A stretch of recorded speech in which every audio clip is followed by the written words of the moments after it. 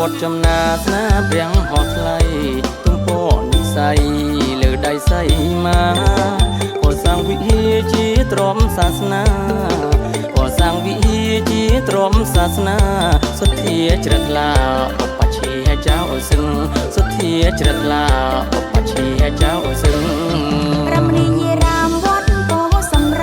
ងអោពីមបំប្រងជាដួងប្រលឹងប្រាំងប្រេងវិហារដោយសូត្រៃត្រឹងប្រាំងប្រេងវិហារដោយសូត្រៃត្រឹងប្រសាទចៅសឹងបវស្គមស្កៃប្រសាទចៅសឹងបវស្គមស្កៃសម្បត្តិដូនតាថ្លៃថ្លាឧត្តមលើបរិយរមអត់ក្នុងទេក្រៃអនន្តញាណចៅច័ន្ទរាំងសីអនន្តញាណចៅច័ន្ទរាំងសីស្នងវងដំណៃព្រះអប់បញ្ជាស្នងវងដំណៃព្រះអប់បញ្ជាចុងខែមេសាថ្ងៃ1ខែ5ពីសាងដើមឆ្នាំបញ្ចុងសីមហាអញ្ជើញញាតិមិត្តគ្រប់ខណ្ឌខេត្តតាអញ្ជើញញាតិមិត្តគ្រប់ខណ្ឌខេត្តតាសន្សំផល្លាសីមាអាងយ៉ាងសន្សំផល្លាសីមាអាងយ៉ាង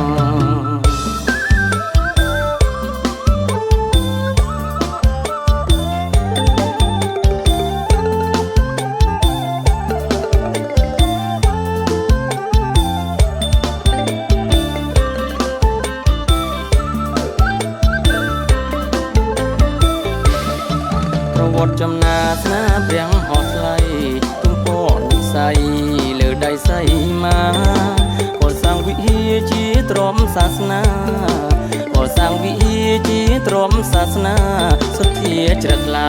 ឧបច្ឆេចៅសឹងសុទ្ធាជ្រះថ្លាឧបច្ឆេចៅសឹង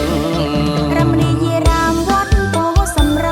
ងអោពីមបំប្រងជាដួងប្រលឹងប្រាំងប្រេងវិហារដោយសូត្រៃត្រឹង